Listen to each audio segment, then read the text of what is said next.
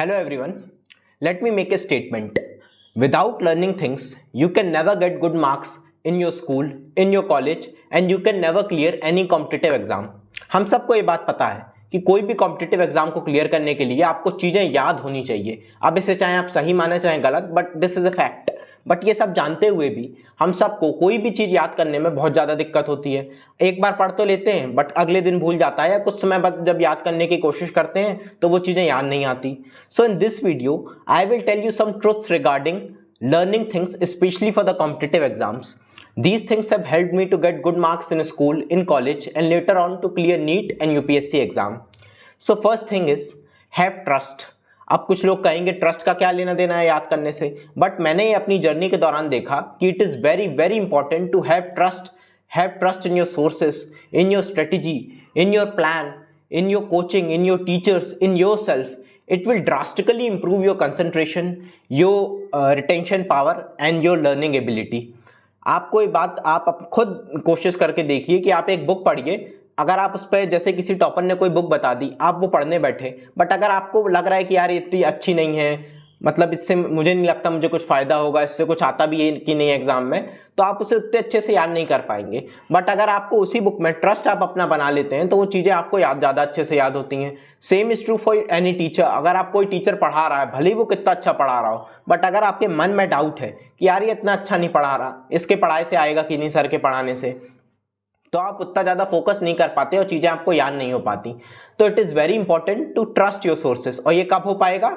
जब आप अपने से खुद से अपनी दिमाग यूज़ करके अपने सोर्सेज, अपने टीचर्स, अपनी स्ट्रेटजी खुद बनाएंगे रिसर्च करके, और जो भी आपका स्ट्रॉन्ग पॉइंट है उसको ध्यान में रखते हुए। So it is very important to have trust in everything while preparing for any exam, जिससे इससे आपकी बहुत ज़्यादा ड्रास्टिकली बढ़ेगी learning power. Second point is do not take stress of very small things. It will keep your mind free and it will increase your focus and your learning power.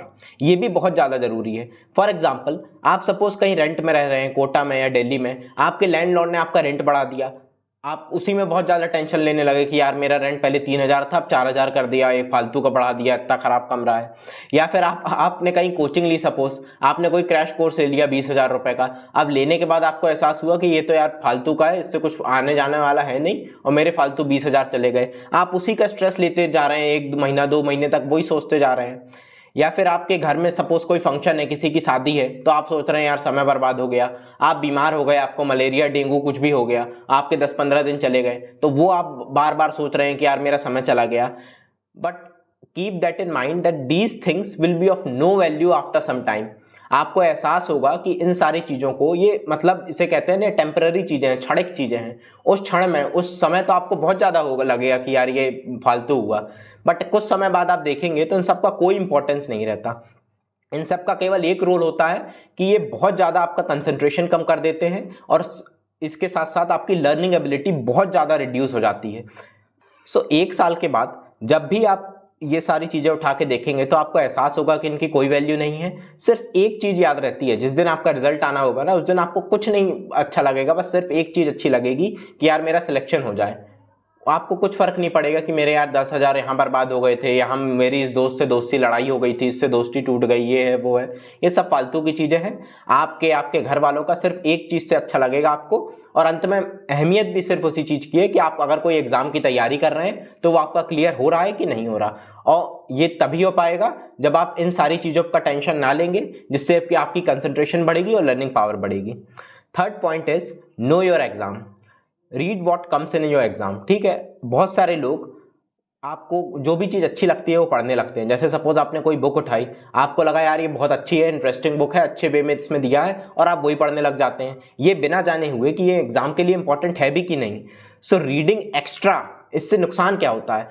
आप कुछ अलग extra पढ़ रहे हैं। So reading extra will reduce the chances of long term learning of important things. आपकी जो भी important things हैं, जो कीवर्ड्स हैं, जो एग्जाम में आते हैं, उनको आपको लॉन्ग टर्म के लिए लर्न करना है, याद करना है।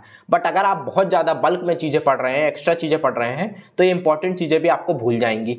इसलिए बहुत ज़्यादा इंपॉर्टेंट है कि आप अति ना पढ़ें, जितना एग्जाम में आता है आप एग्जाम की तैयारी कर रहे हैं, आप पीएचडी करने नहीं आए हैं। या आपको अगर किसी चीज़ का इंटरेस्ट भी है तो भी मैं ये कहूँगा कि आप उस समय एग्जाम की तैयारी के दौरान उसको ना पढ़ें।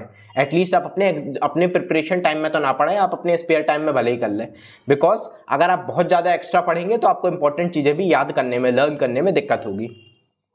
Fourth point is please be innovative, है ना, please do some innovation. Because learning, कोई भी चीज याद करना is a very boring process. Clearing competitive exam is a very very boring process.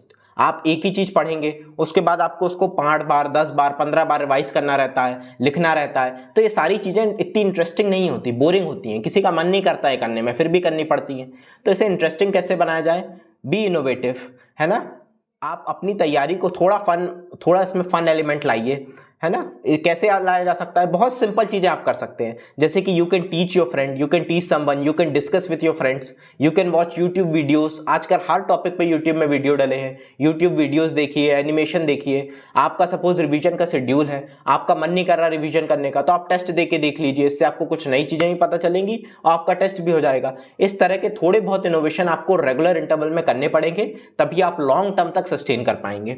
And the final thing which I want to tell you is do revision on very next day. ये तो हर कोई कहता है कि आपको regular interval में revision करना है, 1 हफ्ते बाद, 1 महीने बाद। बट मैंने अपनी पूरी इस पढ़ाई की जर्नी में देखा कि अगर आप अगले ही दिन रिवाइज कर लेते हैं, जैसे आज कुछ पढ़ा, अगले दिन आपने सुबह उसे रिवाइज कर लिया, so it will drastically increase your learning ability. वो जो भी आपने चीज पढ़ी वो आपको याद हो जाएगी, है ना, काफी ज्यादा चीजें याद हो जाएंगी। ठीक है, सुबह आप 1 घंटे, सिर्फ 1 घंटे आप सुबह सुबह उठिए और पहला 1 घंटा आप कुछ मत करिए, जो एक दिन पहले आपने पढ़ा उसे अच्छे से रिवाइज कर लीजिए, जल्दी जल्दी रिवाइज कर लिए। Try this for 1 month and you will find drastic improvement in your learning ability. जो भी आपने 1 महीने में पढ़ा होगा, आप 1 महीने ऐसा करके देखिए और आपको खुद एहसास हो जाएगा कि कितनी ज्यादा चीजें आपको याद हो रही थी। डेफिनेटली सब याद नहीं होगा, आपको रेगुलर इंटरवल में बाद में भी रिवीजन करना पड़ेगा, बट ऐसा करने से, एक दिन अगले पढ़ने से काफी ज्यादा चीजें याद हो जाती हैं। जनरली वैसे ज्यादातर चीजें भूल जाती हैं, बट अगर आप अगले ही दिन पढ़ लेंगे तो आपको बहुत फायदा होगा। And I am telling you it is very difficult to do. आपको लग रहा होगा कि यार ये तो आसान है कि अगले दिन पढ़ लें सुबह आधा 1 घंटा, बट ऐसा नहीं है, बहुत कठिन होता है, बिल्कुल मन नहीं लगता है। बट आप इसकी आदत डालिए, ये आपको बहुत ज्यादा फायदेमंद होगा लॉन्ग टर्म लर्निंग के लिए। सो ये कुछ बातें थी। Thank you all for watching, bye.